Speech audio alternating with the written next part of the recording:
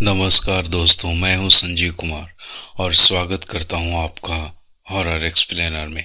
आज मैं जिस कहानी को एक्सप्लेन करने वाला हूं वो एक जिन की कहानी है जो एक इंसान से प्यार कर बैठा था। तो चलिए शुरू करते हैं आज की कहानी।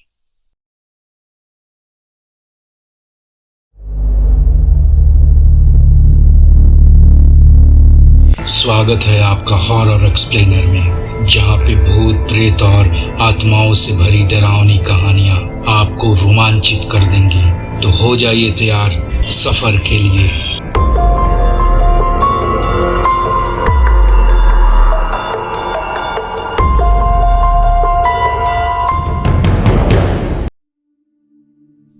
शहनाज नाम की एक लड़की थी। वो बहुत ही भोली भाली थी। अपने घर की प्यारी, जिसे उसके अब्बू और अम्मी ने बड़े नाज से पाला था, उसकी हर फरमाइश उसके अब्बू और अम्मी पूरा किया करते थे। वो बहुत ही चंचल स्वभाव की लड़की थी, बहुत ही खूबसूरत।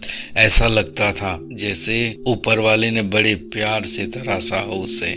बचपन में ही वह खेलने के लिए गांव के पास वाले कब्रिस्तान के पास अक्सर जाया करती थी। वहां एक जिन रहता था। वह जिन उसे बार बार देखा करता था। उसके ऊपर जिन का दिल आ गया एक दिन। उस दिन उस जिन ने शहनाज का पूरा जीवन देख लिया कि आगे उसकी स्थिति क्या होने वाली है। जिन को शहनाज बहुत ही पसंद आई और वह जिन शहनाज के ऊपर सवार हो गया और हमेशा शहनाज के साथ ही रहा करता था। एक दिन शहनाज एक बगीचे में खेलने के लिए गई। वहां इमली के लिए कई और लड़कियां भी साथ आई थीं। बाद में इमलियां बीनकर वो वापस चली गईं और शहनाज उधर ही रह गई। वहां से शहनाज जब वापस आई, एक लड़की ने उससे पूछा, अरे शहनाज, तू किधर गई थी? इस पर शहनाज ने कुछ नहीं बोला। बस शहनाज उस लड़की को घूरती रही। उसके घूरने से सभी डर गए और ये सोचने लगे, ये शहनाज को क्या हो गया? इतना सुंदर सा दिखने वाला चेहरा, मानो शैतान सा चेहरा दिख रहा हो उसकी। बस कुछ ही देर में शहनाज अपने आप बेहोश हो गई। उसके ऊपर पानी छिड़का गया और जब वह होश में आई तो उसे हकीम के पास लेकर गए।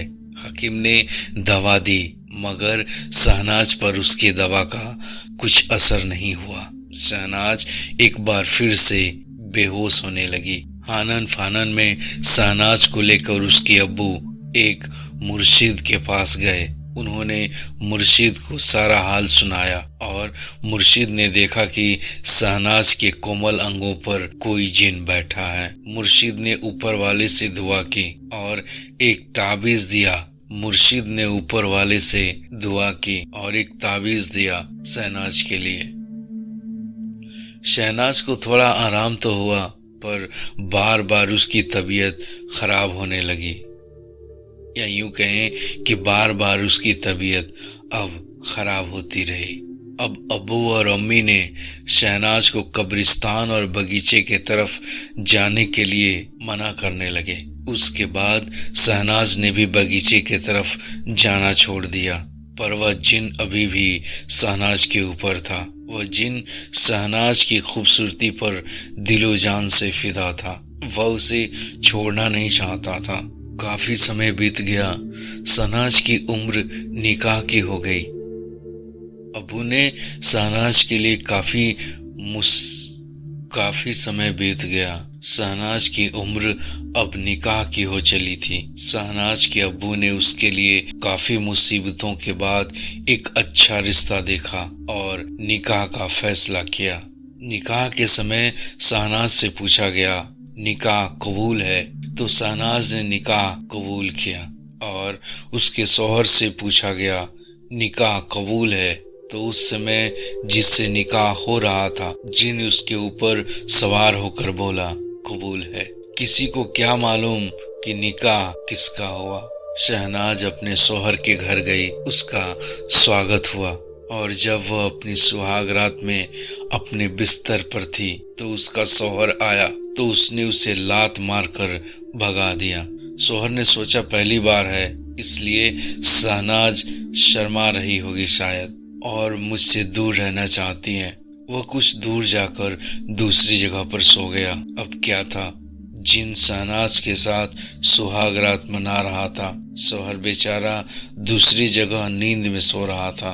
शहनाज के ऊपर ही जिन ने सवार होकर उसके पति को जोर से लात मारा था। बेचारा शौहर को क्या पता। ऐसा कई बार हुआ। बेचारा शौहर लाचार था, वह अपनी लाचारी किसी को बता भी नहीं सकता था। एक दिन शहनाज जब शौच के लिए गई पर आने में काफी देर हो गई तो घर वालों को कुछ समझ नहीं आया। उन्होंने शौचालय का दरवाजा तोड़ा तो शहनाज अंदर बेहोश मिली। उन्होंने उसे टांग कर वापस बिस्तर पर लाया। असल में वहां जिन उसके साथ संबंध बना रहा था। ऐसा कई बार हुआ तो उन्होंने एक तांत्रिक को बुलाया और शहनाज को दिखाया तो तांत्रिक ने जिन को पहचान लिया, पर वह तांत्रिक उस जिन का कुछ न कर सका। घर वाले अब तो बहुत परेशान हो गए थे। उन्होंने एक से एक तांत्रिक को दिखाया और मंदिर, मस्जिद, दरगाह के चक्कर लगाकर थक गए थे, पर जिन ने शहनाज को नहीं छोड़ा। वह साफ कहता था, मैंने इससे निकाह किया है, ये मेरी है, इसको लेकर मैं इसे लेकर जाऊंगा। सभी घर वाले परेशान थे पर किसी की नहीं चली। एक दिन अचानक जिन ने अपना काम कर ही दिया और शहनाज को अपने साथ अपनी दुनिया में लेकर चला गया। घर वालों के लिए शहनाज एक सपना बनकर रह गई।